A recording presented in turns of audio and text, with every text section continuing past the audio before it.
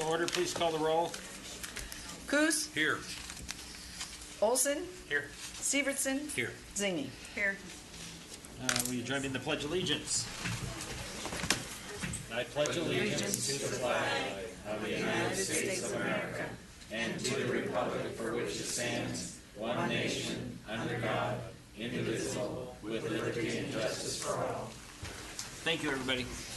Our first item of business, a public hearing on Resolution 15-2603, amending the 2015 General Government Operating and Capital Budget for the Library Department, $2,000. Is there anybody here to speak to that tonight? Seeing that, we'll close the public hearing. It brings us down to communications. We have a letter from the State Department of Transportation regarding the STIP. I think we've seen that. That brings us down to persons to be heard. And George, you needed to go first tonight? Thank you, sir. My name is George Lybrand. I live at 731 Hill Road, and I've got a few questions for the council. That we got a group together, we're calling it Cut 10, and I gotta explain that to you, but you wouldn't understand it. What it means is cut 10% right off the budget to start with as openings, and that wouldn't affect anything. But, and we're gonna enforce that. But the one thing that none of us can, I know you're not gonna answer any questions because that's not your job, but Well, you already campaigned. there's larger communities in Alaska than Kitchikan. There is, I mean, Anchorage, Juneau, and what we can't understand is why the council pay and Kitchikan is the highest in the state. And that's gonna be one of our questions. And we really, now, you got 4 shoe-ins and you got a Bob just filed, so that now you got a 3-year term and a 1 year, so nothing's gonna change, and we all appreciate that. But people are getting a little fed up with it. And I don't think that bothers any of you, but it bothers a lot of people on the outside. And I guess that, if you got any questions, I could be real specific about things. Little things that kinda wonder, like, I know Judy runs a business, and on you do, Lou, if you have a position vacant for 8-10 months, do you really need the position? I don't know. But these are the kind of things that are bothering Cut 10 people. And I don't know if there's any, you want to respond to any of it now, or you just want to say go away, there's nothing going to change. And we all know nothing's going to change. Thanks, George. Thank you. Next, Linda.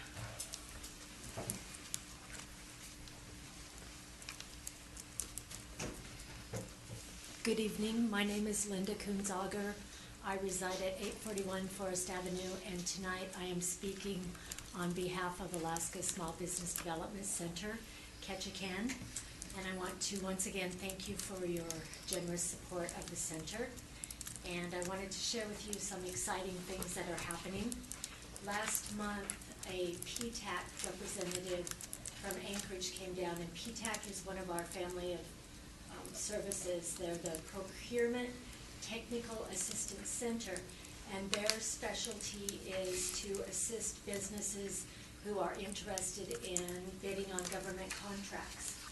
And while she was here, she shared that in area code 99901, there is over $300 million out there in potential contracts for Alaska companies. And she also shared that with the government entities that she's in communication with, a lot of those contracts are not going to Alaska businesses. They're going to outside businesses because Alaskans aren't bidding for it. So Jody and I have started working collaboratively, and on the 3rd Thursday of this month, she will be presenting on government contracting at our 3rd Thursday Lunch and Learn program, and that will be at the center on the 20th from 12 to 1. And then on the 26th, she is doing a specific government contracting webinar that will be broadcast at the center, and that is on the 26th from 2 to 4. And so I'm encouraging people to sign up for that if they are interested in pursuing government contracting. How PTAC and SPDC will work together is that we help the businesses with assisting them to become ready to become a government contractor. So if they don't have the surety bond in place, or they need to increase their surety bond, then we can assist them with that process. We can assist them with, making sure they have up-to-date financials and whatever's needed. And then PTAC is the center that actually assists them in the specific getting you ready to write that bid for the government contract. So I'm really excited about that. I'd really like to see, right now, what Jody shared with me is that construction companies and even someone with a handyman license could be bidding on some of these projects. So that, to me, is very exciting. The center is very busy right now, which is really wonderful. We are assisting southern Southeast Alaska from Cake south, and then the Anchorage Center has actually had an overflow of clients. They've recently hired 2 new business advisors, so that will subside, but there are 4 outside Anchorage business advisors that are helping with that overflow, and I have a number of clients that I'm working with that may in fact be handed over, I'm not sure, but it's really nice to be working statewide and honing those distance delivery skills. So it's exciting times, and I'm here again to thank you and to ask you if you have any questions. I'd be happy to address them. Dick? Yeah, Linda, is this agency or whoever's saying there's $300 million in town ever went to some of our local contractors and asked them why they won't bid on a government contract?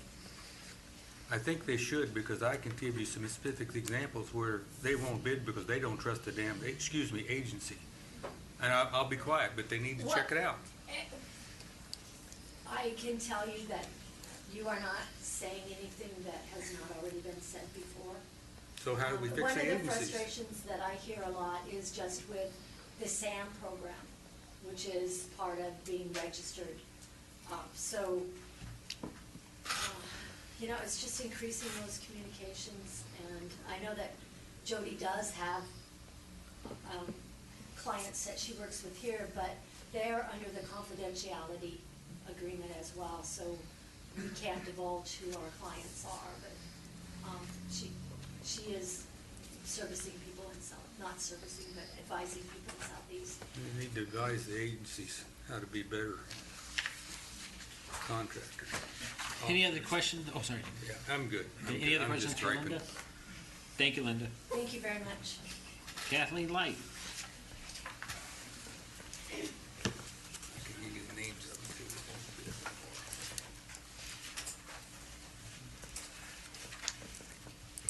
Hi, I'm Kathleen Wickelman. I live at 702 South Point Higgins. I'm the Secretary of the Board of Directors of the Ketchikan Area Arts and Humanities Council, and I'm here to request your support for the proposal to convey Fire Station 1 to the Arts Council. If you've had an opportunity to look at the proposal, you know that if conveyed, the Arts Council intends to use Fire Station 1 as the site of an artist residency program. And as it states in our proposal, the Arts Council has already put in a lot of planning and preparation for an artist residency program. But when Fire Station 1 came into the picture, it got a lot closer to reality for the board. I just want to share a little story with you about how that went. Most of the members of the board toured the facility on May 27th. And then later in the day, we got together at the Main Street Gallery and talked about what we thought. We shared our impressions, our fears, what the possibilities were and to vote on whether to go forward with presenting a proposal to seek ownership of the building from the city. The board agreed, I think, each and every one of us, that we were incredibly excited about the possibilities presented by this building. But we also admitted to each other that we were terrified, just terrified. This is a huge, huge project.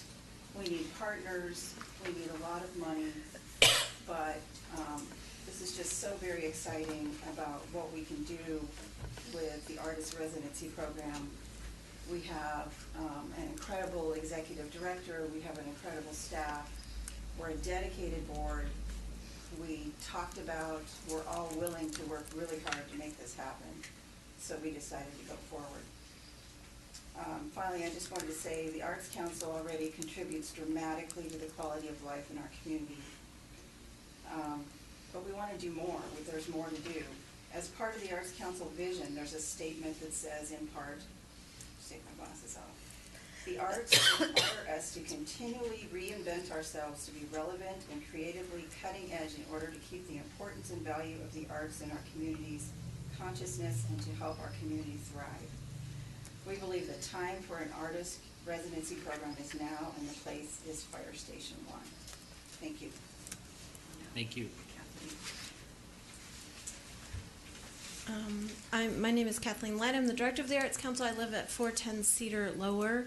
I'm also going to speak about the artist residency real briefly. But first of all, I want to thank the city and all of the city departments that helped to make another successful Blueberry Arts Festival. It was the 40th annual.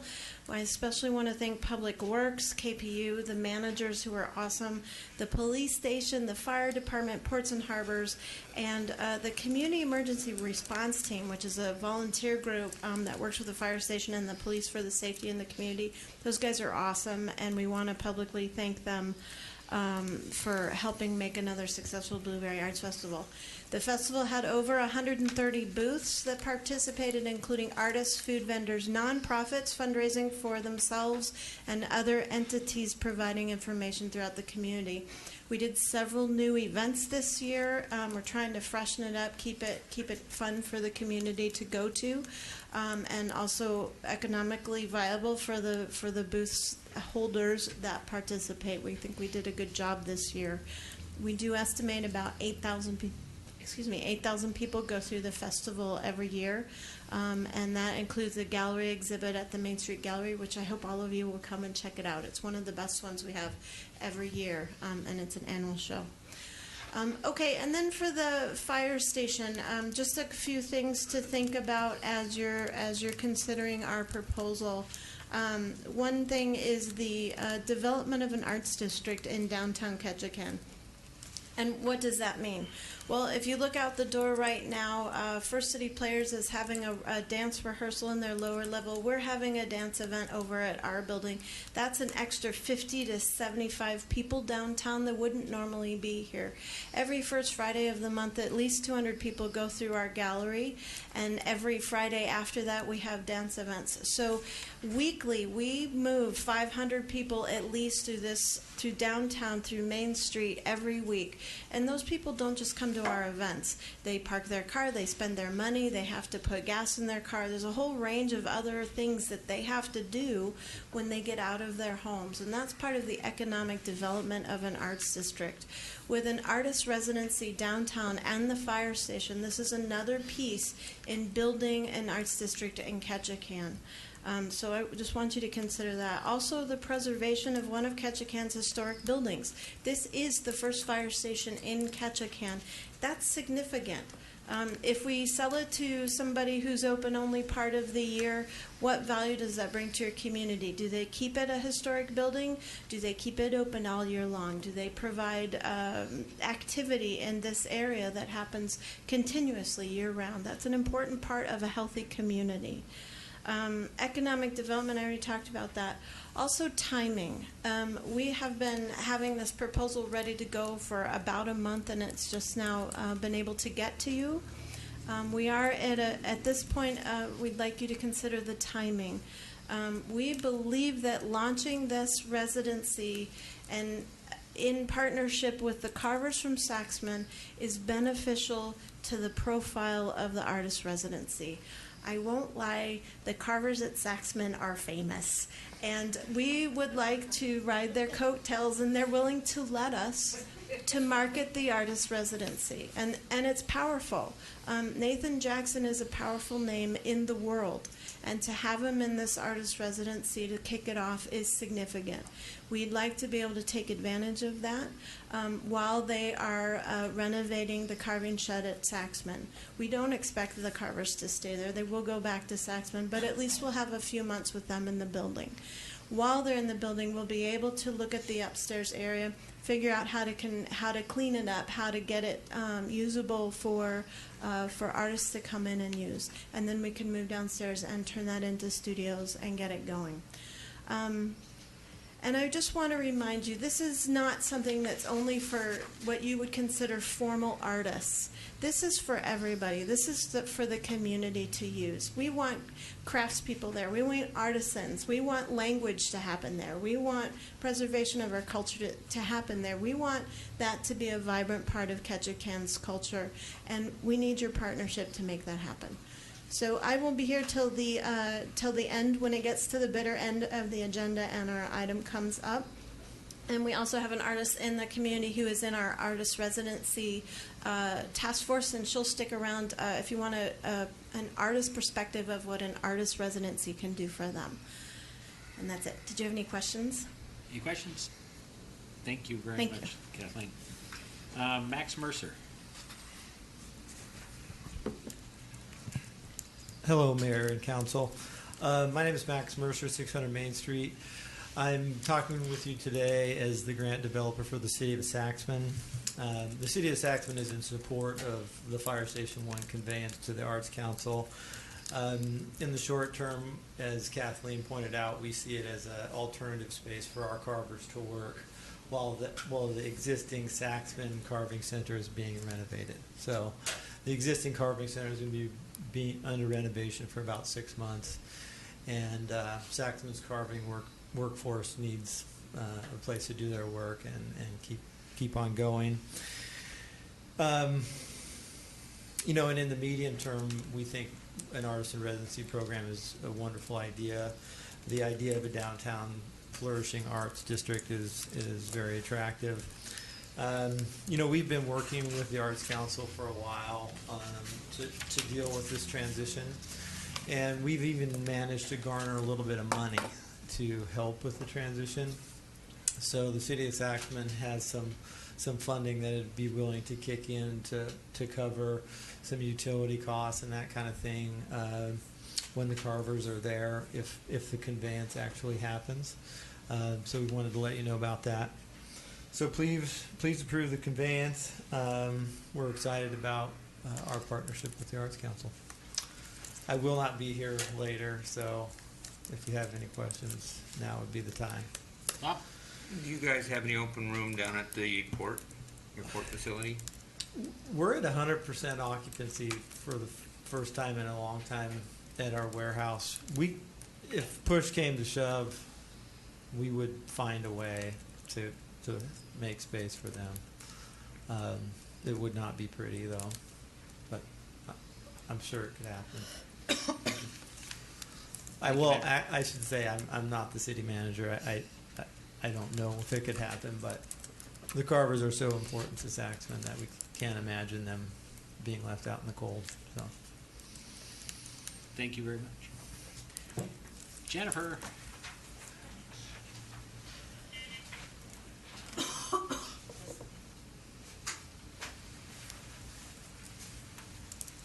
Does this come down? I think so. Yeah, And it to Jennifer. There you go. I don't know, a little short. You're a little short, yeah. I think we both are. Hi, my name is Jennifer Jackson. I came to talk to you about Spend the Day and My Wheels. Spending the Day and My Wheels will be spending a day in a wheelchair to see what it's like to get around in this community. And hopefully it will open your eyes to what accessibility is.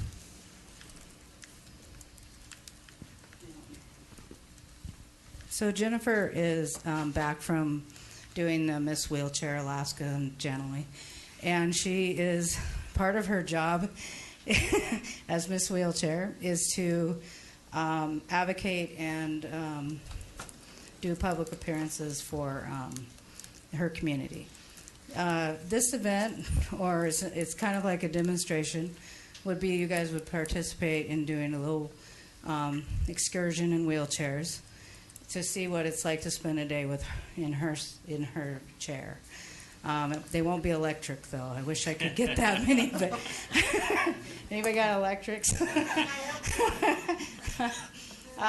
So basically, if I put my information where you can get a hold of me and let me know if you can do it. I did send some emails, and I sent them out in the mail. And we are inviting the Borough Council and the school board to participate too. Yeah, hopefully, we're hoping in a year we're going to do an actual challenge where we can do a community fundraiser. So it'll be kind of like a buy-in. When do you need to have the RSPs in by? Next week, if that's possible. The 21st, I guess that's about 2 weeks away now, right?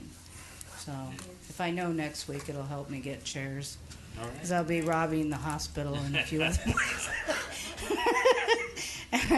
Rendezvous is going to help us with a few, but they don't have as many as they used to. So. Thank you very much. Any questions for him? No, thank you. It's a great event. Next, Emily Chappell.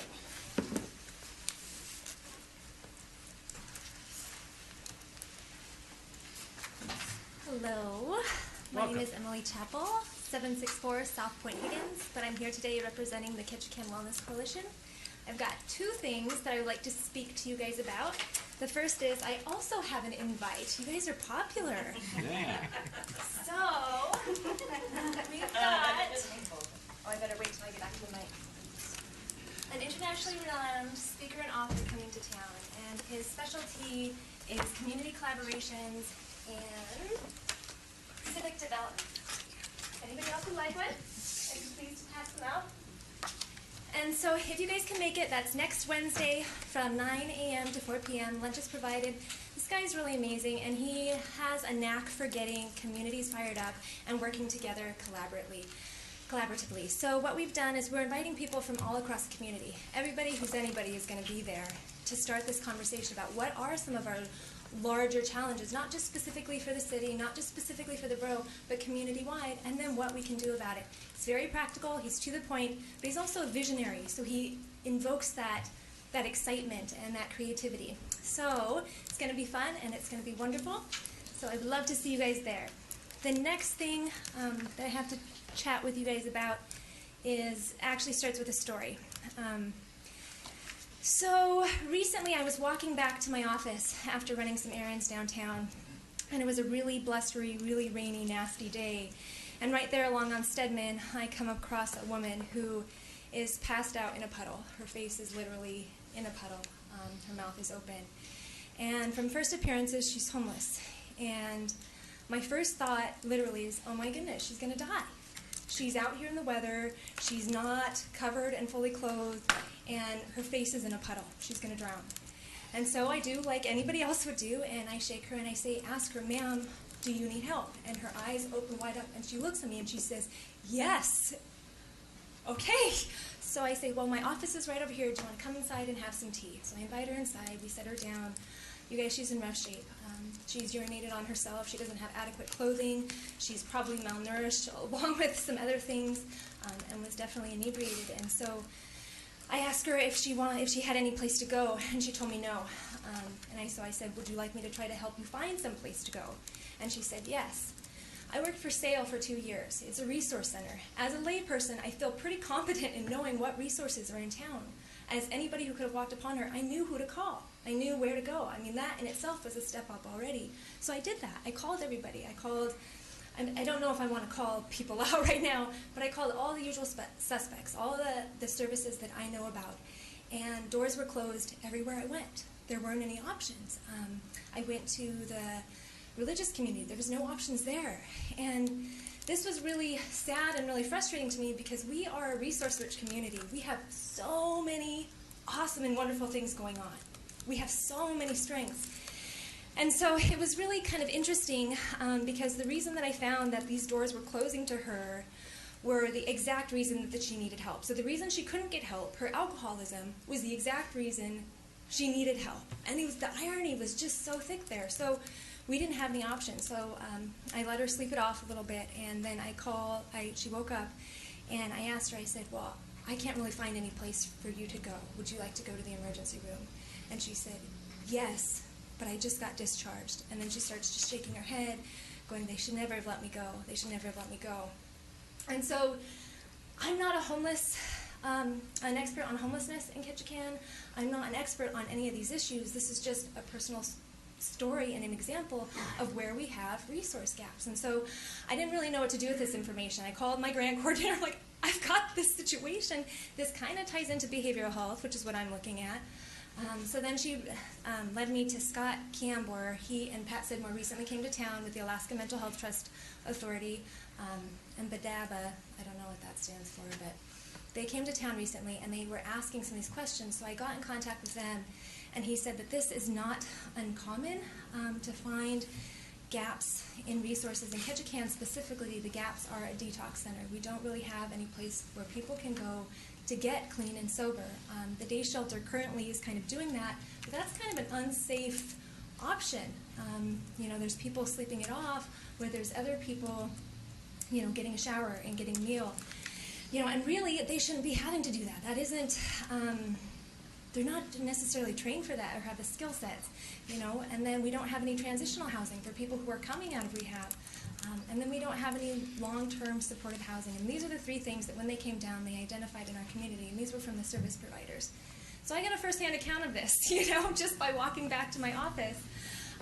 And so I know there are no short-term solutions for this woman or for any of these situations. But what some of the other communities are doing is the city councils formed commissions or committees, just like you've done with the marijuana, just like you've done with other things, and they started sparking these conversations and pulling people to the room and taking the lead and saying, okay, what can we do? Because we are resource rich. We've got so many wonderful things. We've got brilliant minds. We've got a lot of creative people. So I really think the solutions are here, you guys. I think our community has what it takes to heal itself and to support these people. I also feel like it's the responsibility of the community to take care of every single citizen who lives here, regardless of their economic status, regardless of the struggles they're facing. So that's really what I'm bringing forward to you guys. So Juneau has recently done that. They've made, I guess not recently, they've been working on it for a few years. Their city council formed a commission of sorts or committee after 8 homeless individuals died on their street. And they said, no more, this is enough. I don't want to see that in Ketchikan. I don't want to see our homeless people have to start dying before we say, let's have this conversation. And I think that that's where it starts. So that's what I'm bringing to you guys. Like I said, I can't answer a lot of questions on homelessness in Ketchikan. I can just attest to the fact that I identify these resource gaps just in my own personal daily life. And like I said, I feel pretty competent in knowing which resources are available. And if it was anybody else, maybe they wouldn't have even known, and still there weren't options available. So I just wanted to bring that to your guys' attention. Please just start thinking about that.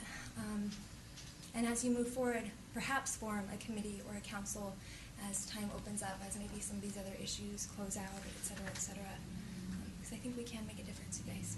So thank you for hearing me out. We'd love to see you next Wednesday. Does anybody have any questions? Questions for Emily? Thank you very much. Okay, thanks, you guys. Spencer.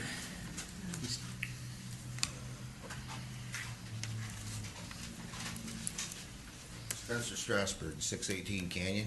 I came here to take another swing at this e-cig tax thing. But before I did, I wanted to just share my appreciation with Council Member Coos on that federal construction ban or whatever. And I thought I'd tell you, if you ever want to chew the fat on that, I think maybe I'd be willing to do that with you, because I've gotten involved in a little of that, and when I saw your eyes perk up, I thought, wow, there's a guy that understands where I'm coming from. So if you ever want to chew the fat on that, I would. Moving right along, though, I wanted to talk about this e-cig tax thing a little bit. You know, I've been giving this a lot of consideration. I think my position changes all the time on it. The more that I learn, the more my position changes on it. It still hasn't, my position hasn't changed. This is not a good tax.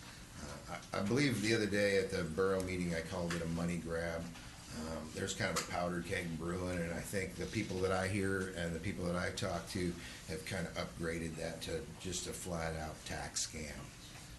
It's taxation without representation. The way that thing came out, we're going to take all that money, we're going to slice off 15%, and we may put that toward the goal. That was extremely distasteful. This is a money grab if we're not fixing the problem. So I moved on, and I came up with a few figures the other day for the borough. I just did a little bit of research. I'm going to continue to research into this further, but what I did is I was trying to figure out what kind of problem we have here. When we start talking about $1.2 million, what kind of a problem do we have in our town that requires $1.2 million from a select population of people? And so I wanted to clarify a couple things, because a guy had made some comments at the borough meeting, and so I wanted to make a couple clarifications here in this statement. My first call was to the police department to say, how many kids do we have in this town that are being cited for minors smoking tobacco? And the answer to that was 6 calls in all of 2014. I thought, oh, that seems kind of small. And then I said, well, how about in 2015? Is the problem getting bigger or what? And she said, well, we've had 2 calls for that. And I thought, there's got to be more kids out there smoking cigarettes underage. I see them all the time. So I asked her, I said, well, how, do you guys ride by the mall or anything? How many calls do you get from the mall? Not one in all of 2014, not one in 2015 for underage smoking. And I thought, wow, what are we doing about enforcement? You know, so she told me, you know, but we don't get all the cases. And so maybe you should check with the city clerk. So I called the city clerk, and she confirmed the exact same number: 6 in 2014, 2 in 2015. And but she said something about, but we don't get all of them or something. And so I didn't really understand what that meant. And then I think the fellow that added some more figures to the borough meetings had explained that he worked at the youth court, and that he thought that maybe about 20 cases a year or something. He said he didn't really have any figures recently, but this was going back a couple of years, that there were about 20 cases referred to the youth court. And so I think maybe that's where some discrepancy might have come in. I think the 8 calls in 18 months I'm talking about are actual citations, and the 20 calls he's talking about are probably referrals to youth court. And so I thought the number seemed pretty small or whatever, and when I talked with Councilmember Harris, he told me that he put a call in with the district attorney and asked him some questions, and he had told him that we don't have any money to prosecute those cases, that we have to prioritize, and that, you know, methamphetamine and robberies and things like that are more important, so we have to prioritize, and we don't have the money to take care of these cases. And then that's when it kind of dawned on me, I'm not really sure that cessation is our problem. We've been throwing tons and tons and tons of money at commercials and research and telling kids, hey man, don't smoke. I think that it's in enforcement. As the more I started looking at that a little bit and saying, well, what does that really do for us if we don't really have enforcement? You know, we have other situations we can look at, but let's just think about it with our kids here. We don't have any enforcement, and I think Terrence Robbins pointed out at the borough meeting that the 19-year-olds are selling the cigarettes to the underage kids. and that's kind of this black market thing that's going on here. But that's mostly where your trouble is with the 19-year-olds going to the 18-year-olds. Well, I kind of took it a step further, and I was thinking, well, you know, if we throw $3 a pack tax on top of them cigarettes, that's our Ketchikan black market over there. We don't really have a whole lot of people smuggling stuff or something like that going on, but that's really where our Ketchikan black market is, those cigarettes there. If we throw $3 a pack in those, we actually add value to that product. So now that 14 or 15-year-old kid who's stealing cigarettes from his parents who had to pay more, he got a raise in his little deal here. He steals some smokes over here, and his parents paid more money for him, so he can get more money for him when he resells them to the other kids. When we start to fund the black market, it's just kind of like marijuana. We just decided that wasn't a very good idea across pretty much the whole U.S. is catching on fire with this prohibition. Hasn't been the right thing to do. So when we start to jack the price of those cigarettes up and they get higher and higher and higher, we create more trouble in that black market. That kid who's trading those cigarettes that have a higher value can sit at home longer and play Xbox and not get a job over at that local cafe washing dishes. He can work that system.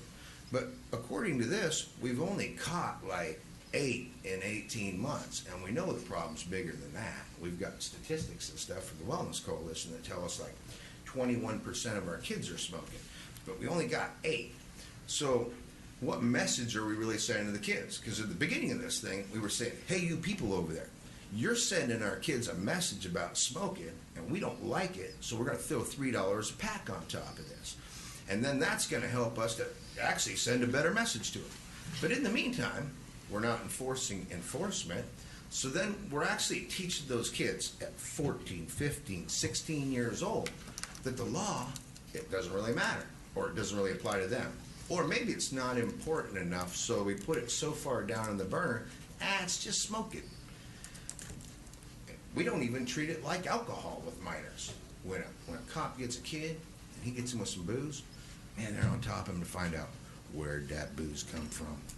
We want to know where that booze comes from. When we catch a kid with smoking, do we have the same attitude? Do we go, hey, where'd those smokes come from? We're running these back down. No, we don't. It's not that big a problem. It's not that big a problem to even dedicate some money to it. Well, then I thought to myself, I'm certain there's got to be money dedicated to this. And as I thought about it, I said, wait, what about that $2 a pack tax that the state collects? I mean, on every pack of smokes coming into the state, there's $2 a pack coming off of that. What portion of that money does Ketchikan get? I still haven't found that answer. I'm going to keep digging until I get it. But I wondered to myself, if the state collected it from them smokers saying, hey, if you're going to bring smokes into our state, we're going to have problems like underage smoking, health concerns, insurance costs, all these kind of things. I said to myself, they got the money already. How much did we get to take care of the initial problem that we had?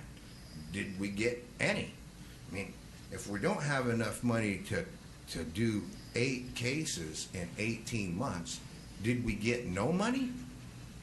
That's what I'm wondering from you guys. You're the elected officials. That's what we want you to do. We want you to go find out.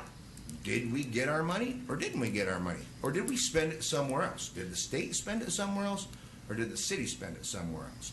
Those are the questions that the people want you guys up here to get the answers for.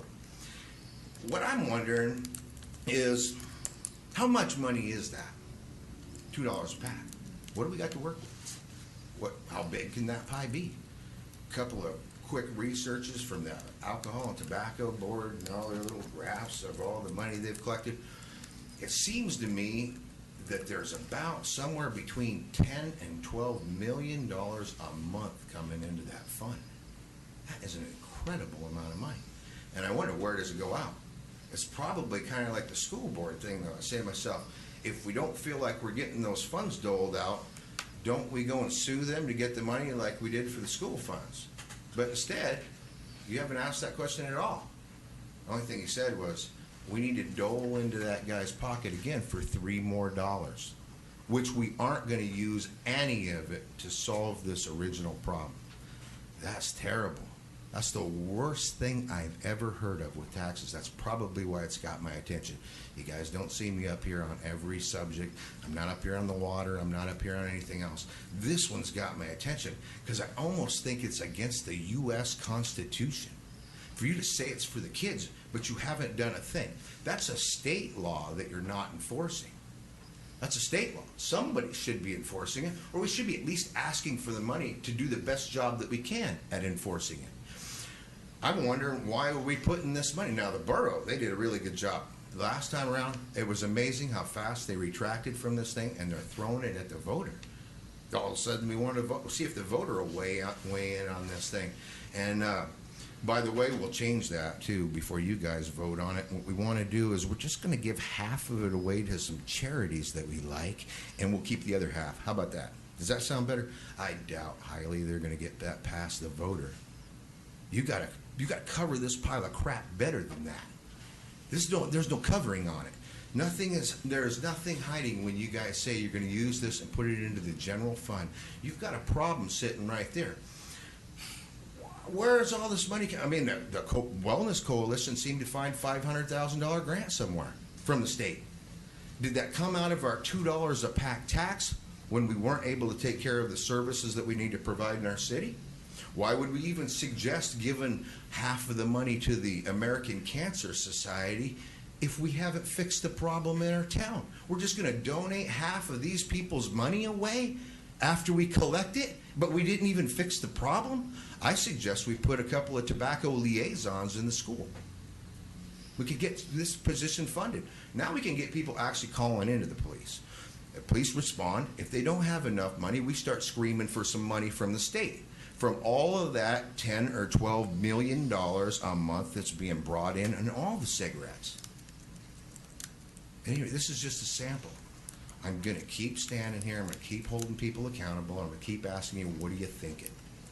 When you guys jack the price of that stuff up, no kidding, it's the 19-year-old selling it to the 18-year-olds. The 19-year-old is at an entry-level job moving into the working world. He's the one that's most motivated to figure out some kind of way to take care of this addiction. And when you guys put all of this value in there, you lure them into doing that. You create the black market right here at this table. Or you can stop it, one or the other. But if you start dipping in, grabbing $1.2 million just because you got a problem, you don't really want to fix the problem. You just want to have a reason to keep reaching in that guy's pocket. That's unfair. That's not the kind of council we need up here. You guys need to get this together, think about it, see how it's looking to the rest of us out here, and decide where you stand. Thank you. Any questions? Any questions for Spencer? Yeah. Oh, Bob? Was there an amendment made to reduce that from 1.2 to 400,000 by reducing it to $1? Oh yeah, I think there was some. We're So going to about lower. $1.2 million. Oh, yeah, right. I think they're, well, right. I don't know exactly how this all works, and I know that's the borough's position, and I'm not sure what the city's position is on it, or quite how that works. I did see that it was raised down $1. My biggest concern with that one is that they went, wow, that's way too much for a pack of smokes, $3. Wow. But you know what they didn't? They didn't even take into consideration the 75% on all other tobacco products. I think they reduced that also. Was it? What's the, do you recall? I think down to 25%. 25%. It becomes more reasonable, but unless you're putting that money towards a good use, you're doing taxation without representation. And there's not enough administration fees to use like 85% and then like spend 15 on the goal. Come on, man. Nobody's going to buy that. And then, what about the statistics that show that for every $1 that goes on a pack of cigarettes, we reduce youth smoking by 7%? That might and be adult by right. 4%. That might be possible. Enforcement isn't the issue; Right. it's the cost that they say is Well, promoting why that. wouldn't enforcement be the issue if we weren't doing it? Well, I think that as far as the police department, they will respond to complaints and calls, but I don't know how much they get involved in a kid in the woods smoking a cigarette or walking down the street smoking. They may get calls on people that are selling it illegally or obtaining it illegally, and that's what, I don't know, but I think that's Sure. probably what those 6 cases are. That was kind of another one of my thoughts. I mean, we keep seeming to go at the wrong angle. We got guys that come rolling in here all the time and put kids in the stores, and we've got some places that have, an atrocious record. Some people haven't had any problem at all. When you get someone that has an atrocious record like that and has had numerous violations and over again, that's where your guys' job is to say, what about tobacco license? Should this guy, his system is so poor that this guy gets busted over and over again, that's your position to say, hey, we want to weigh in on the fact of whether this guy can handle having a license. Because if that guy's getting busted that one time, how many packs of smokes are going out to kids?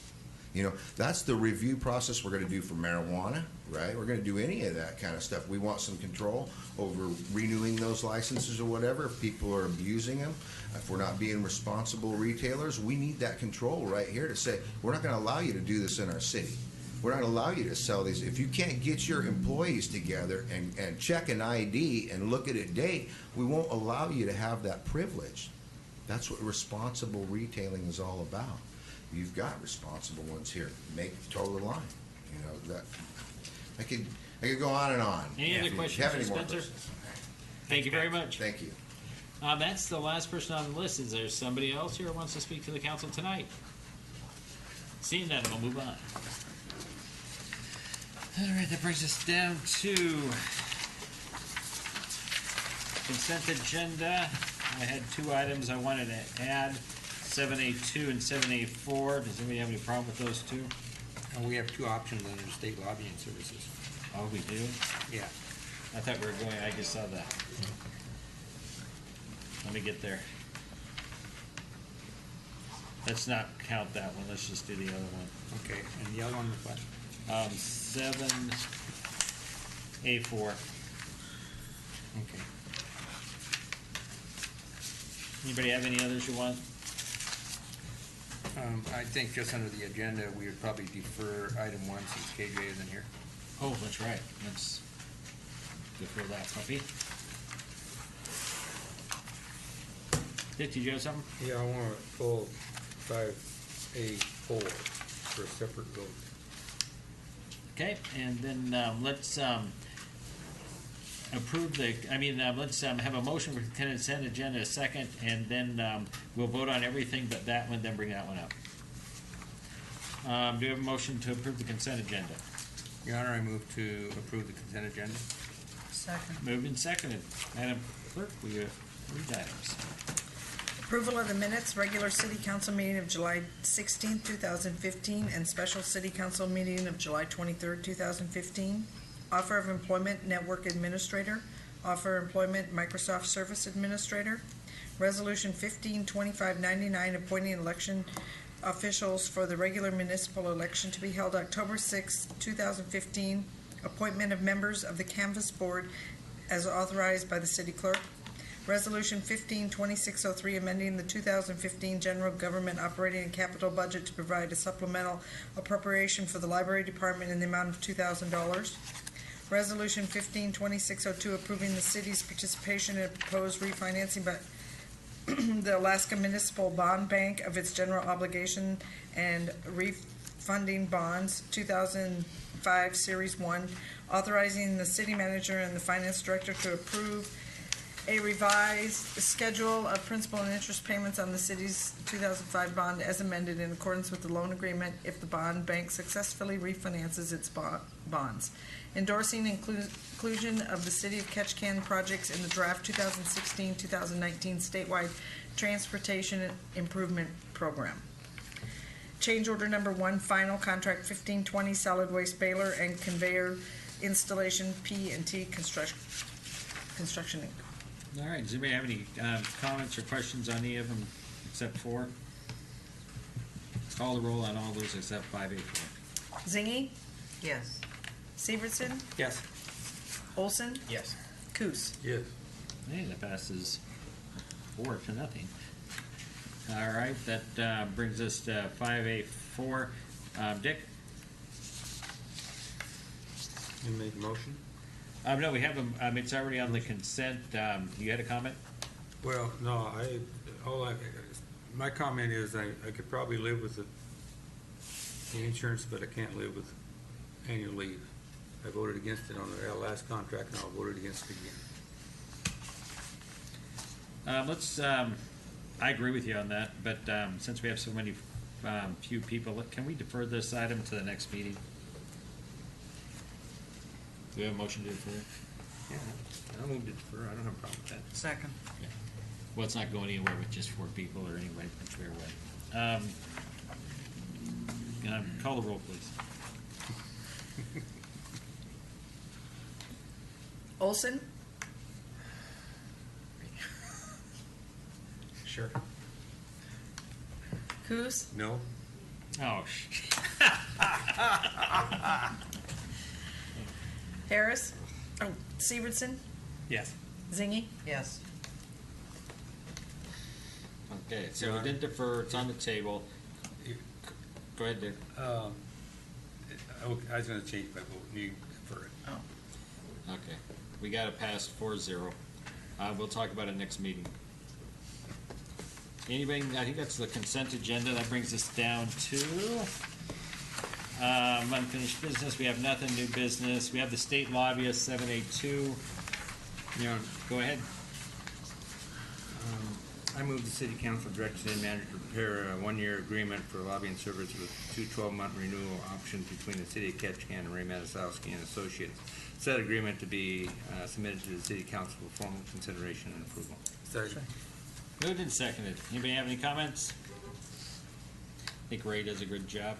Your Honor. Yes. I just want to, this has been the rate he has charged us for how many consecutive years? Several, I don't know the precise. He's not increasing for inflation or anything. Thank you.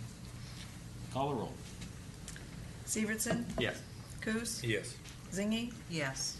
Olson? Yes. Was that everybody? Gosh, it's so quick. 4-0. All right, that brings us down to 783, ordinance amending the subsection B of the Ketchikan Municipal Code, section 716.070, entitled Solid Waste Disposal, to increase community solid waste fee from 15 to 18 per month. First reading. Do we have a motion? Your Honor, Go I ahead. move the city council approve in first reading ordinance number 15-1797, amending the subsection D of the Ketchikan Municipal Code 7.16.070, entitled Solid Waste Disposal, to increase the community solid waste fee from $15 to $18 per month and establish an effective date. Second. Moved and seconded. Bob, do you want to tell us, everybody, why we have to raise it? Well, historically, this program went in when there was a number of problems in the community due to indiscriminate dumping and the desire to correct that, not only on the borough's part, but the city's part. The cost of services for disposing of that material has increased with the renegotiation of the contract with our disposal company down south. It's been this, we originally sat down as a committee between the borough and the city and discussed what we could put into that area-wide fee for what cost. And we've been there now since about 90. Before my time. 95 or something, I think. Yeah, been there for a long time. And it did. People, I think, realize that if I'm already paying the disposal fee, I might as well take that couch to landfill rather than throw over the bank someplace else. So it's been very successful. But the cost of disposal has gone up is the reason why this has to go up. Thanks, Bob, and you're the right guy. Call the roll. Zingy? Yes. Coos? Yes. Severson? Yes. Olson? Yes. That passes. Do we need to recommend a motion too? Yes. Yes, we do. Yeah, okay, go ahead. Your Honor, I move to city council improvement and amendment number 1 to the agreement between the city of Ketchikan and the Ketchikan Gateway Borough for the disposal of solid waste and collection of the non-area-wide community solid waste disposal fee dated February 6, 2015, and direct the city manager to execute the amendment on behalf of the city council. Second. Moved and seconded. Any further comments? Well, I just also wanted to comment that this area-wide fee covers a lot of different services within the community, included the household hazardous waste as part of that, and it also helps with our recycling program as it is. Call the roll. Olson? Yes. Coos? Yes. Severson, Yes. Zingy. Yes. Okay, that brings us down to 785, ordinance 1518, providing for the sale of certain citywide real property acquired through tax foreclosures and not needed for a public purpose. Authorize such sales pursuant to city charter, section 517, exempting such sales from requirements of Ketchikan Municipal Code, section 312060, first reading. We have a motion. Your Honor. Go ahead. I move the city council approve first reading ordinance number 15/1800, providing for the sale of certain citywide real property acquired through tax foreclosures and not needed for public purposes, authorizing such sales pursuant to the city charter, section 5-17, exempting such sales from the requirements of the Ketchikan Municipal Code, section 3.12.060, providing for the filing of a referendum petition and establishing an effective date. Second. Moved and seconded. Bob, do you want to add anything? There is a lot of property out there, derelict property, that we've gathered, and the longer we keep it, the worse it gets. And if we can dispose of that at a reasonable manner, and somebody can develop that property, I think we're better for it. Anybody else? No, I just agree with that. All right. Yeah, Cole. Luke, Yeah. kind of a question. There was a memo that we were given that showed just the property taxes that were on it, and gave you the illusion that that was the amount we would sell it for. And I guess if it's a sealed bid, which is what I think this is saying, that would be a minimum, but I would hope we would be pushing the value of the property rather than just somebody bidding almost nothing for something. And I That don't is correct, understand Mr. Mayor. It is a minimum bid. That's the minimum that we would have to recover from the sale. to recover. It will be hopefully more through the competitive bid process. Okay. And we don't have any option to refuse a bid if it's fair? I'm gonna have to defer to the city attorney.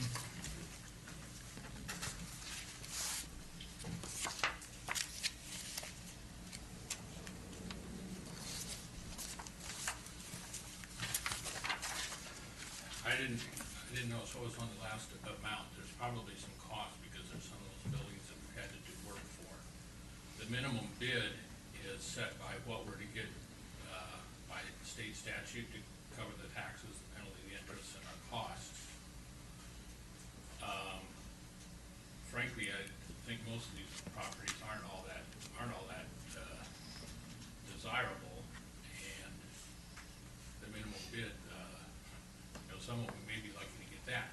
I guess the other thing to point out, it's mentioned in your packet too, is if we get more than that, we're to notify the former owner, and then I don't recall off the top of my head, but there's a time limit, I think 6 months. Yeah. If we hear back from them in 6 months, anything we would get over and above the taxes, costs, and entry and stuff goes to that person, and we turn over the excess to them. I know in times past, the council's paid for appraisals and it's had, higher minimums. I also know that with most of these property, at least, there's a big impetus to, get them out to somebody that'll at least take care of them, because there's a number of them that are pretty hazardous shape. Well, in this, and you said it includes any costs that we've incurred to try to, At the time of final sale, correct, those will all be calculated in. okay. Yeah, I want to get the ordinance rolling, and then as we try and coordinate and get the date and run the minimum bids up and plug in the costs, because some of them we've had to spend a chunk of change because they were just a wreck and were a hazard to the neighborhood. Okay. Thank you. Bob, you got a question? Oh, I just wondered, this is gonna, I don't know what it costs to convey the properties to whoever the buyer is, but are they gonna cover those costs in regards to that, do you know? Yeah, I'm thinking the recording fees, we ought to record them just so we should do it. I don't know if finance has any further thoughts. I don't think it's gonna take a great deal of time. It's gonna be pretty much a standard form for everybody, and then the bid packet, and then just, my time to close it and get the signatures notarized. It's probably pretty de minimis if we get the rest of it. Your Honor? Yes. Are we looking at any language in regards to the sale that upon purchase they have some kind of obligation to do something with the property in regards to demolition or fixing it up? There's, not only in the ordinance itself, but in the bid packet, you know, a lot of disclaimers. I don't know that we can enforce them, but I want to make sure that we identify the particularly bad ones, and, you know, in all fairness, say, you know, oh, by the way, you may need to, you know, repair or even demolish this at your expense, or there'll be legal action brought to make sure that that gets done. Yeah, I just wanted to make sure there was some kind of a clock that we could set in there, and being reasonable, that the whole idea is we have some properties out there that are gonna turn very dangerous in a short period of time, and something has to be done to them, whether it's renovation or demolition. Yeah, and I mean, the people need to know about the conditions, do their own inspections. There will be the disclaimer, and I want to put in, I don't think, no, it's in there yet, that I really like, that, you know, there may be action brought against them even by the city. I don't know about in a packet or with across the board that we can say, everybody's got to have this done by March 1. Yeah. But, you know, they need to be informed, and we're going to have at least, you know, some of the location of the properties. They can go out there and look, and some of them it's blatantly obvious that, you know, you may be better off just tearing the thing down. People should, you know, realize that they may be just buying it for the property itself. Right, you got it. Thank you, Mitch. All right, thanks, Mitch. All right, call the roll. Olson? Yes. Coos? Yes. Severson? Yes. Zingy? Yes. All right, that passes 4-0, brings us down to budget transfer, acquisition, easement, and repair of storm drain system beneath Madison Lumber Hardware, Inc. and Timber and Marine. Do we have a motion? Here, Your Honor. Go ahead. I moved the city council authorize city manager to secure such easements as may be required for the city to accept maintenance and repair responsibilities for the storm drainage systems located beneath Madison Lumber Hardware Incorporated and Timber Marine as constructed under contract number 99-40 Bar Harbor Parking and Harbor Amenities Project. Upon acquisition of such easements, direct the engineering division to prepare biddable plans and specifications to let a contract for repair of said drainage systems and approve a budget transfer of $75,000 from the appropriated reserves of the Public Works Sales Tax Fund to the Streets Division 2015 Bar Harbor Parking and Harbor Amenities Project Storm Draining System Repair Capital Account. Second. Moved and seconded. Dick, do you want to? No, to me, it's something we need to get fixed, because apparently we put the pipes under there and they're falling apart, or have fell apart. Now we're dumping into underneath their building, so we need to me, we need to take care of it. Bob? Yeah, I think before we jump into looking at, you know, going through the full easement process, and I spoke a little bit with Timber and Marine today. If you look at the drainage there's no drainage coming from city properties under that building. It comes off of private properties and off state highway. Under the construction of the parking lot, there was pipe access made to Timber and Marine, and there was a connection made underneath the building to the existing drain system. That section underneath the building was, I would say, probably improperly installed. It's plastic pipe, not, you know, glued fittings or anything like that. But when the tide comes in, it floated it and disconnected it, and so then it didn't work. Well, at some point, somebody went back there and did a repair to it again, and this time they used ropes to tie it down. The ropes deteriorated, and we're back in the same situation. I think that it was improperly installed, and that was something that was done under the contract. I think it would be worth, you know, looking at the city going in and repair it in a fashion that it would be stable. And after talking to Timber Marine, they have I think it's a 5-foot height from the pipe to the bottom of the building, and they're not, you know, opposed to maybe doing a bracing system off that and fasten it so the pipe wouldn't come apart. But again, this is something that's on private property, and the uphill drainage is not that of the city, but I think there might be some obligation there to try to get it corrected from the original project. And and repaired. And I don't think that we need to go into an easement system to where we have responsibilities and continued access issues. And then as I look at the map here for Madison, we do have drainage that enters into Madison, and so does the state highway. So I think it's a shared responsibility. But if you look at the map, further north there's a larger drainage that drains into Bar Harbor. And if we could take the 2 street drains, I believe, or one, that runs underneath the building and re-divert that, if the elevations are correct, into that storm drain and get it completely out from underneath the private property, I think we would be better off in the long run. I talked to Steve a little bit about this, and I don't know if you had a chance, Steve, to review any of the elevations in that area, but I think it's something we should look at before we go into the full easement process. Steve, do you have anything to add?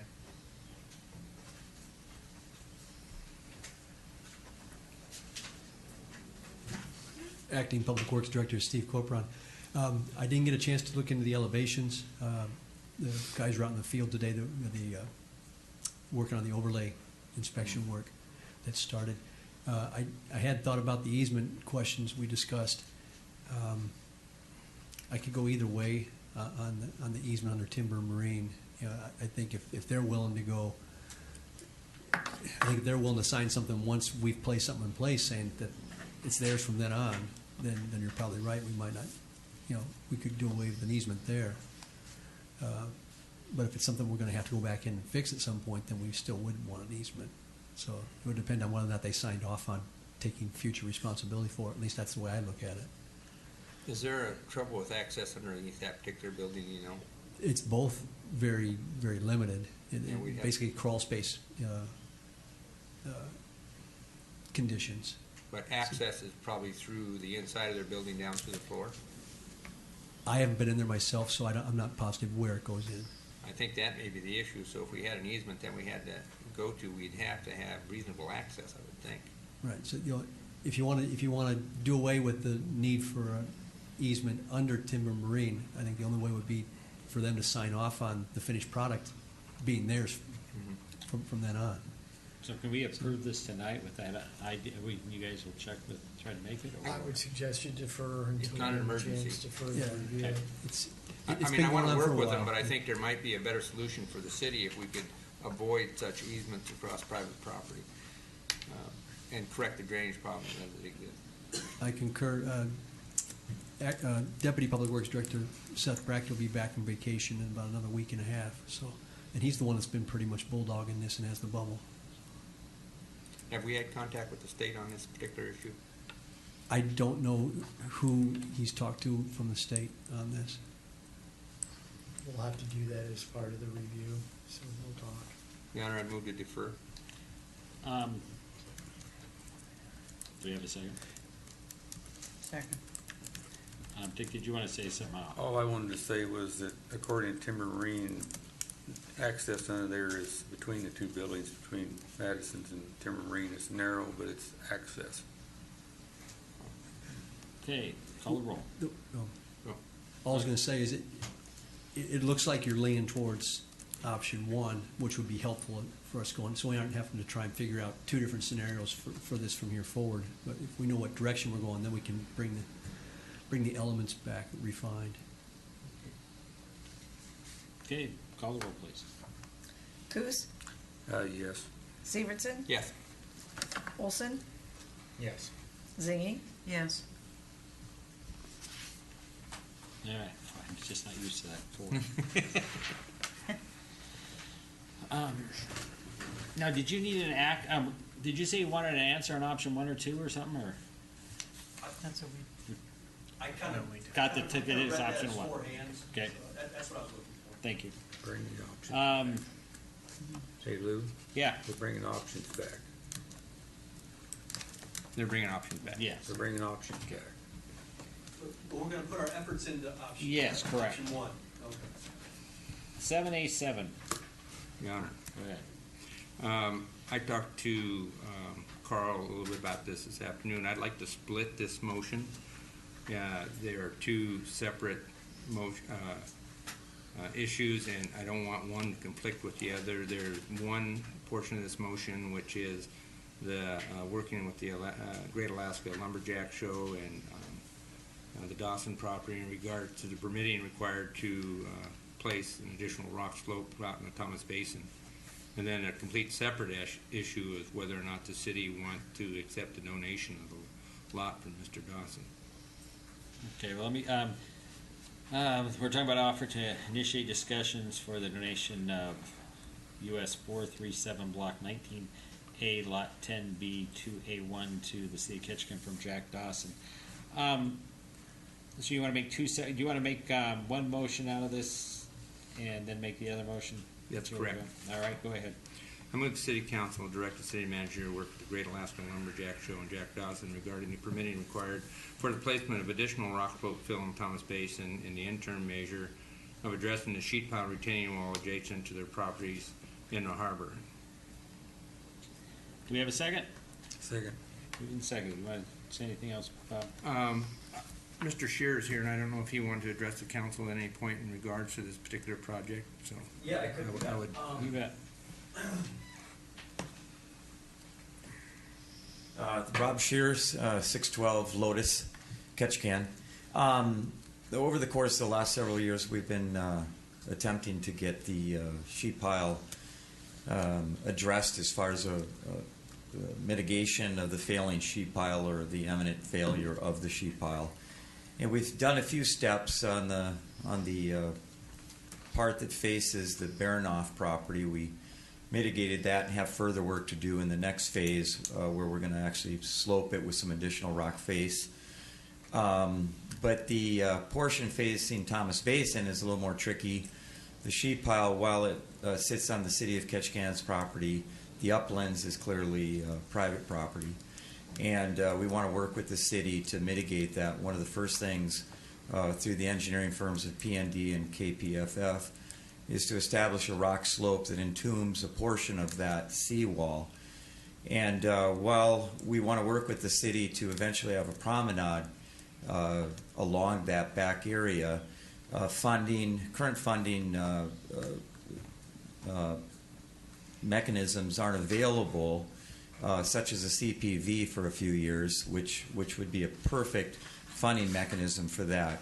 So rather than waiting for those type of funds to be available, the Great Alaskan Lumberjack Show would like to move forward with just entombing the sheet pile, and then at a later date we can move forward with the engineering and potential of a promenade that will encapsulate the outer area. So anyway, we seem it's the most expedient and the best way the private sector and the public sector can work together would be to work to getting the permitting in place and then execute that entombment of the sheet pile. Excellent. Okay. Thank you very much. Any questions? All right. Thank you. All right, any other questions for a call the roll? Call the roll. Zingy? Yes. Severson? Yes. Olson? Yes. Coos? Yes. All right, we'll work with them on that. Bob, the other motion? And the motion is to advise Jack Dawson that at the present time the city does not intend to participate in a discussion and donation of US 437 Block 19-A Lot 10B2A1 to the city of Ketchikan and notify the Great Alaska Lumberjack Show, Jack Dawson, and other interested parties of the city's willingness to continue further discussion regarding a permanent solution to the Thomas Basin sheet pile retaining wall and construction of the waterfront promenade. Do we have a second? Second. Moved in second. Any other comments? Dick? Is the intent that we will never talk with Jack Dawson about this donation? If it is, I can't support it.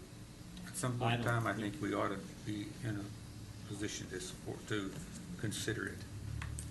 At some point, when we have some money to fix the retaining wall. I'm saying, and there's reasons for taking it and not taking it, and Bob and I have discussed them, and it just is, I don't want to shut a door that may be good for us in the future. Bob, then Matt. Yeah, and in regards to this lot, it's under the parking covenant, I think, for the downtown area, and I would, I guess, encourage Jack to maybe make a proposal to the Ketchikan Gateway Borough since they are the entities that are in charge of the parking or the parking development in the downtown area, and this probably fits into their, their availability of working with it. So as a suggestion, just off the cuff, that would be one I'd make. Matt?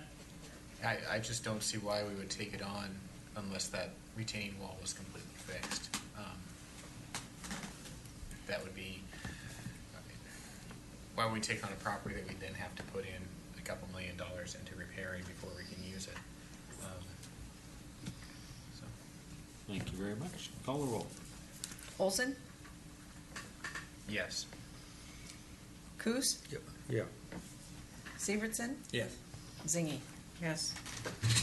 All right, that passes 4-0. That brings us down to 7A8, proposal for conveyance of 3319 Main Street, the old fire station number 1 to Ketchikan Area Arts and Humanities Council Artist Residency Program. We have a motion. Your Honor. Go ahead. Move the City Council direct the City Manager to respond to the August 6, 2015 proposal of the Ketchikan Area Arts and Humanities Council for the conveyance of 319 Main Street to the agency for the purpose of establishing an artist residency program as determined appropriate by the City Council. Second. Moved and seconded. Matt, do you want to lead it off? Sure. I think this is, quite frankly, a really good idea. It's one way for us to get rid of the building.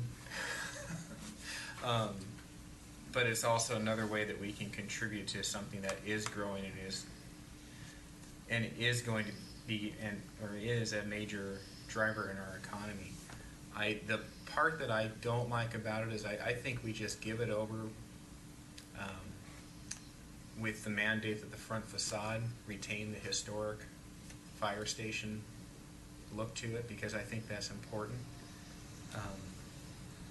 And I think then we wash our hands of it. I think we let the Arts and Humanities Council use that money to go out and get grants to fix it up and to pay for keeping it heated and keeping it lit. But I think at that point, it's a substantial monetary amount that's going over there, and I think we let them run with it. They have a proven track record. They are incredibly capable of doing that, and I think at this time it's the best thing for the building and the best thing for the community.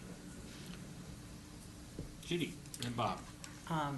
I guess for me, I mean, I agree with Matt that they certainly do a good job, and I think they could pull this off. But I've had a lot of people approach me about the fire hall and, what's the city going to do with it? Are they ever going to put it up for sale? I'd like to know what it's worth. And then the other thing that I have a bit of heartburn on is paying the utilities for 3 years. I'd like to see some better plan for that. So, I'm not prepared to go forward with this right now. I'd want some more information.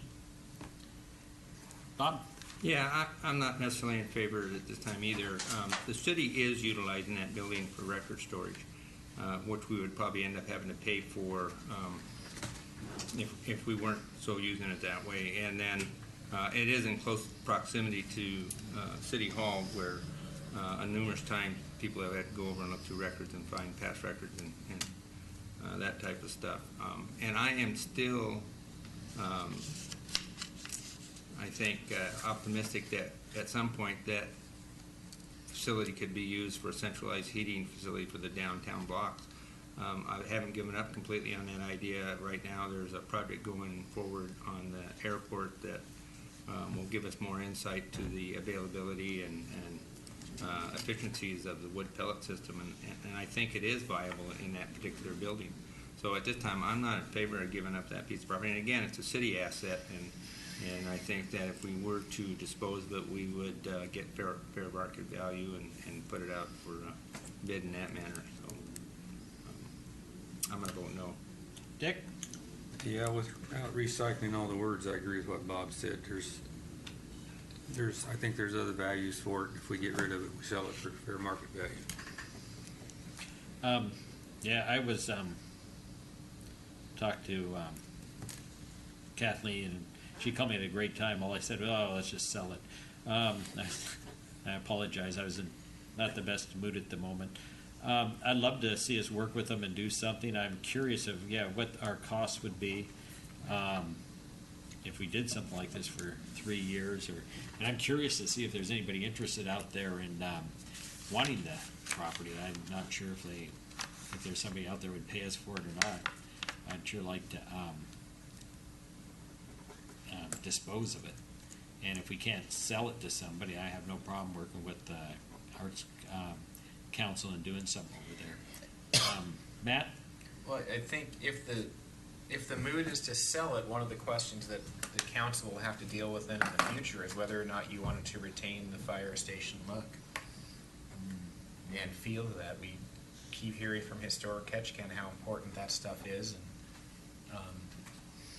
to tourism, and I think there's a lot of merit to that, especially with this building. In the short term, if we're not going to do anything with the building and we're just going to essentially sit on it and utilize it for storage, I think one of the things that's also appearing here is that Saxman's potentially in need of housing their carvers, and it might not be a bad idea for the city to reach out and allow them to use a bay or two for that for next summer. I wouldn't have a problem with you. Right, I think that, I'm not prepared to say absolutely no and vote against it, but I would like some more information, and maybe there's a different type of plan that could be fashioned to see how it works, that doesn't necessarily involve giving the building up, but that, they come up with a way to pay for utilities and we let them use it while they need those carvers, and see what people think of the idea and how it goes over, and then look at that after. Carl, you getting direction? I've heard from 2 council members who seem to be interested in trying to work with the Arts Council on an interim solution. I've heard from 2 other council members who don't seem to have any interest in conveying the property whatsoever. So why don't we have this on the next agenda and see what some other council members want to do? That'll give us more time. Your Honor? Yes. I'm not sure, but I believe that the carving facility at Saxman is a for-profit entity where they're charging admissions and exclusions if you're not paying. So we would be dealing with a not necessarily a benevolent type of operation. We'd be dealing with a commercial entity to give them space in a city facility. Mr. Mayor, if I could, if the arrangement is with the Arts Council is a non-profit, what they do with it, if you decide to dedicate space to the Arts Council, that's as far as our interest would normally go. We wouldn't be getting involved in who their subleases or subtenants are. So the question is whether you want to make the building or a portion of the building on an interim basis or a permanent basis available to the Arts Council. My recommendation would be, I would strongly recommend that you don't want to get involved in the issue of who their tenants are and what they're going to be. That's going to get awfully difficult. Let's put it on the next agenda. One thing for sure is I don't want to see the carvers not having a place, so I'm willing to work with making it available for them. Do you need a motion to defer? Yeah, make a motion to defer. Move to defer. Call the roll. Take your time.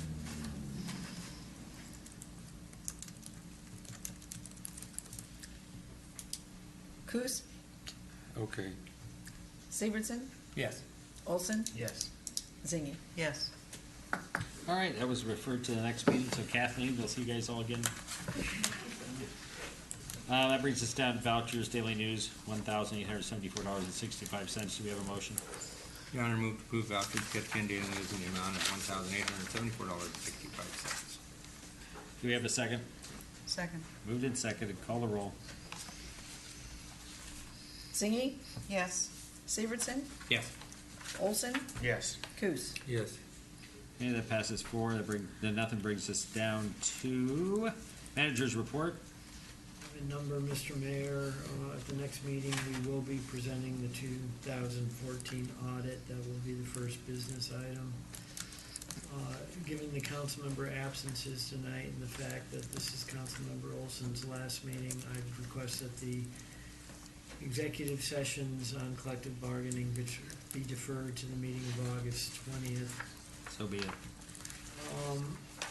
My intent will be to have the overtime report that the council requested at its special meeting of July 23rd to you as part of the packet for the August 20th meeting, and then I'll leave it to council determination whether or not you want to conduct a special meeting or not.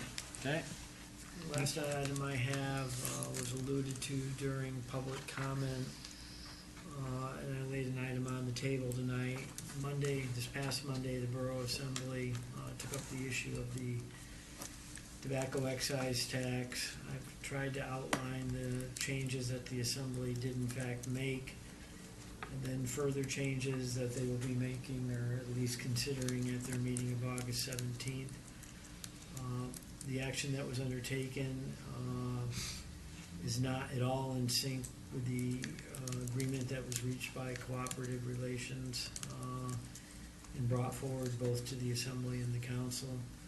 I'm looking for direction as to what, if any, action or comment the Council wants to make. My understanding is if the Borough Assembly does want to get it to the voters for a vote at the October election, they will have to finalize whatever they do at their meeting of August 17th. So that doesn't give this body a whole lot of time to respond. Okay. Well, I'm glad you put that on there, and I don't know what the council feels. Myself, I still feel we should go with, or get back to the borough and say, hey, the Community Relations Committee's proposal is what I'd like to stick to. Whatever they want to make the dollar amount, I have no problem with, 1, 2, 3. But I think the way that the percentages and everything, I'd like to stick to. But any others? Input? I agree with that. I mean, we went through the process. It was voted on. We agreed to it, and that's what I think we should stay with. Dick? Well, yeah, I agree. I've got reservations now, to be honest with you, about the value of the Cooperative Relations Committee. If the Borough Assembly members will say one thing at that table and go say another one sitting in the meeting. And that's exactly what they did if the paper reported it correctly. So, and it is not what this body agreed to, and it's not what the committee agreed to. So, I don't know how we communicate that to them, because I don't know whether we can agree to that ordinance. I guess they can send it out to voters, but there's also a clause in there that says we got to agree to something. I'm not too sure I'm willing to agree to it. Matt? I thought we as a council were pretty clear what we support. I was a little taken aback by the rationalization as it was reported at the borough meeting, that we had been silent on the issue. I thought we as a body had been very clear in our support for the $3 tax. The health benefits of smoking and the health benefits of tobacco are one of the greatest health scams and consumer scams that were brought forth by corporations. It's completely been proven that way. I have no problem charging these taxes. I remember when we tried to do this last time, and we were doing it right as Petersburg was instituting it, and the city manager from Petersburg was very eloquent when he said, it's not so much that we're taxing this to also reduce smoking, but we're also looking at all the social costs that smoking has. Increased calls on for the medical guys at the fire station, the EMTs going out to people with health issues. We've got all the extra garbage for, you have the cigarette butts out there. There's all that other stuff that the community pays for. And I just think, quite frankly, that the public would be more than welcome support, more than welcome they would support this. I don't understand how at this point, all of a sudden, we've gone from being in the strong majority to, in the matter of a 2 to 3 hour meeting, the city council is now in the very limited minority. Bob, do you want to add anything? Not necessarily to cigarette tax, but Carl, when did you say that special meeting was scheduled? A special meeting, their next regular meeting is the 17th. Okay. But you were doing that's when the overtime stuff would be available, is that what you said? The overtime report will be available as part of the packet for our meeting of the 20th. 20th, okay. That makes sense. Thank you. And then, Carl, also on that 17th borough meeting, they're going to bring up the tax-free again. Can you? I'm not aware of that, Mr. Mayor. That's what I got in note from the chamber. But if it is, could you reiterate the city's position on it? And, I believe there'll be people there to talk about it. Anybody have anything else for the manager? Mr. Mayor, I'm unclear if I've heard from 2 council members as to what action, if any, you want us to take to what the borough did relative to the excise tax.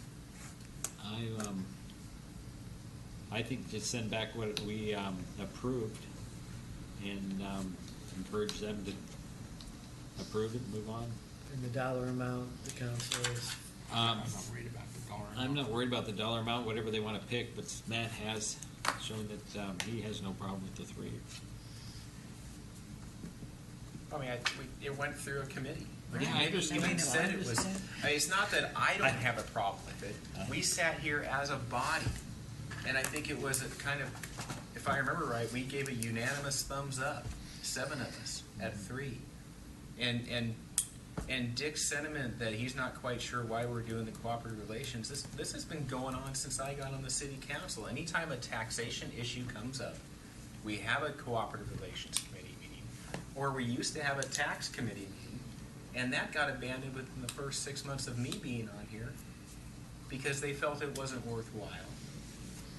We would have a discussion there. We would say we'd bring it back. We'd bring it back, and at the next borough assembly meeting, they're acting on it and doing what. I mean, we've been clear.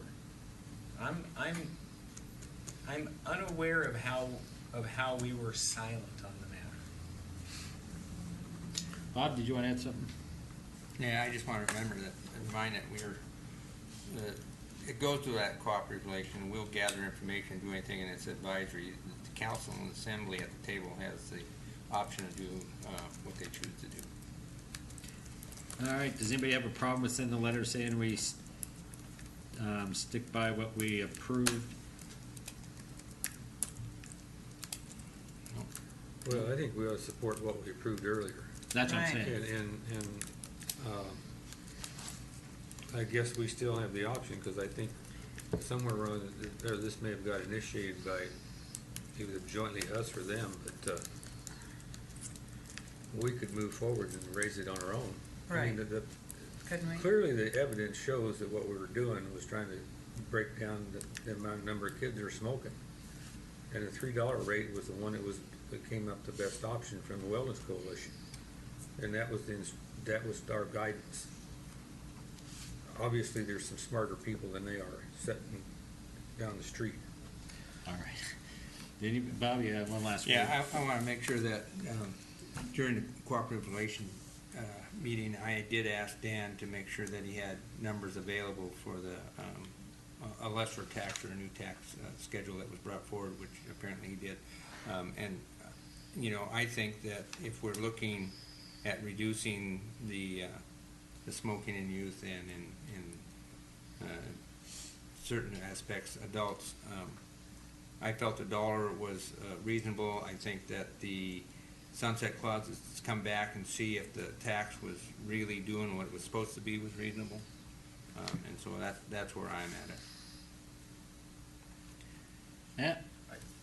I think the evidence has shown that $1 isn't doing it, and how many communities are not charging a tax that are in Alaska that are of our size? I can't remember. I'm thinking there's 0, we're the only one that does not tax cigarettes or tobacco or e-cigarettes. It's, you know, if you're gonna do it and your goal is to reduce it, and we're not gonna increase the black market amongst teenagers for cigarettes,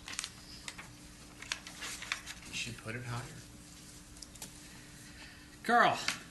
Okay, I just want to be clear in the direction I'm being given, that the council wants me to convey to the assembly that the framework reached by the Cooperative Relations Committee such that 15% would go to smoking cessation, up to 15%. The balance would be split relative to population, currently 60 city, 40 borough, and the council will accept the level of the tax as determined by the assembly. That's what I'm Sounds hearing. good to me. Is that- Right. Okay, that's what I'll So it'll convey. be done. Anything else, Carl? No, that's all I have, Mr. We have one executive session. We have one executive session, which takes us to the executive sessions, and it is the one called, 15A3, right? where am I? Collective bargaining, Litigation strategy, um, 15A3. why am I not seeing it? It may not be on the paper, but it's in the packet. Oh, there we go. I don't have the whole thing. Yeah. Well, that's it. Oh, no, that's it. Okay, there we go. Do we have a motion for a request for executive session discussion of litigation strategies with legal counsel within the attorney-client privilege regarding the recovery from Joseph Burns and Rehabilitation Research Institute of the costs that the city of Ketchikan has incurred as a result of the demolition of 347 Bottom Street, the old hospital? Do we have a motion, please? Your Honor. Go ahead, I Rob. move the city council declare that consistent with the city manager's memorandum dated July 20th, 2015, it is in the best interest for the city to go into executive session in accordance with KMC 2.04.025A3 and AS 44.62.310C3, discuss litigation strategies with legal counsel within the attorney-client privilege regarding the recovery from Joseph Burns and Rehabilitation Research Institute of the costs that the city has incurred as a result of the demolition of 347 Bottom Street. Do we have a second? Second. Moved and second. Call the roll, please. Zingy, Yes. Coos, Yes. Severson, Yes. Olson. Yes. That passes 4-0. We'll go meet real quick. Oh.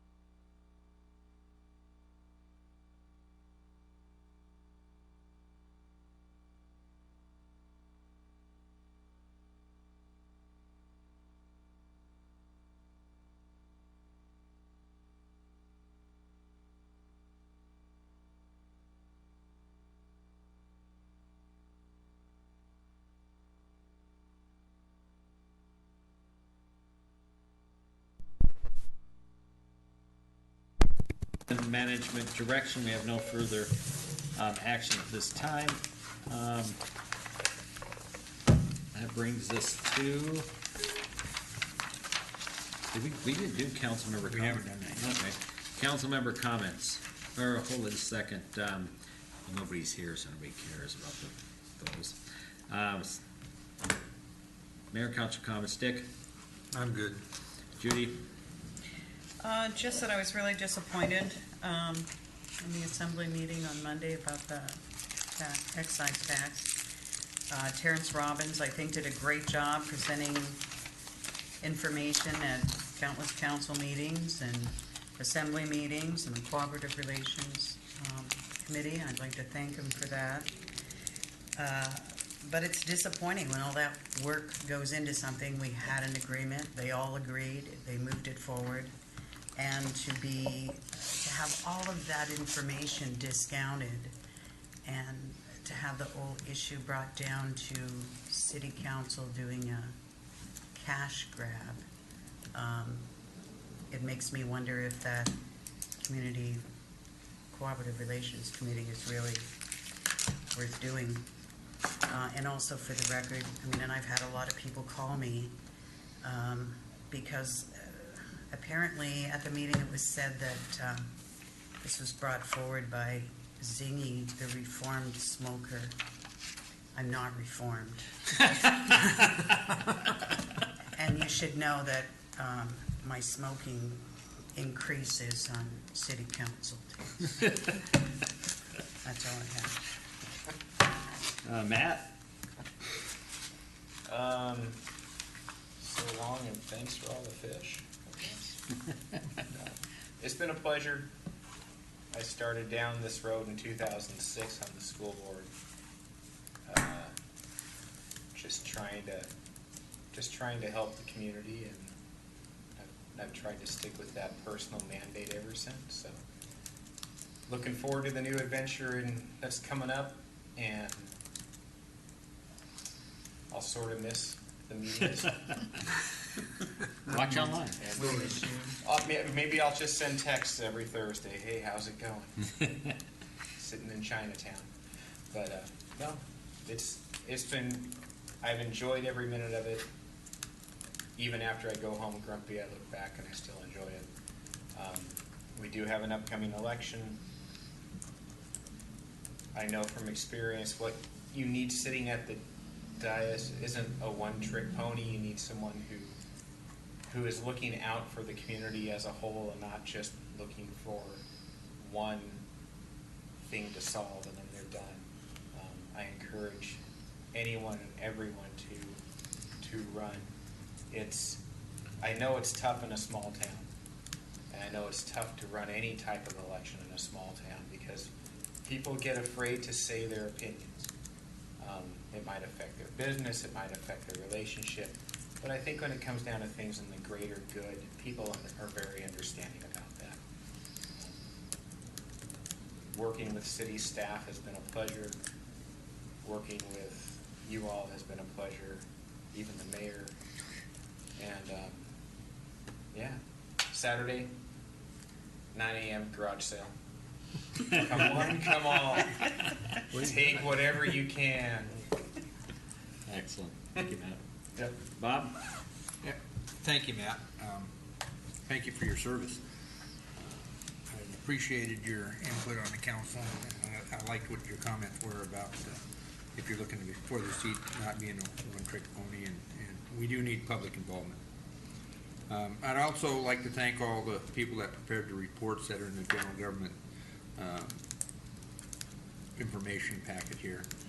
I appreciate the time they put into those, and it's interesting when you look at them and see where the declines and gains are in some of these operations.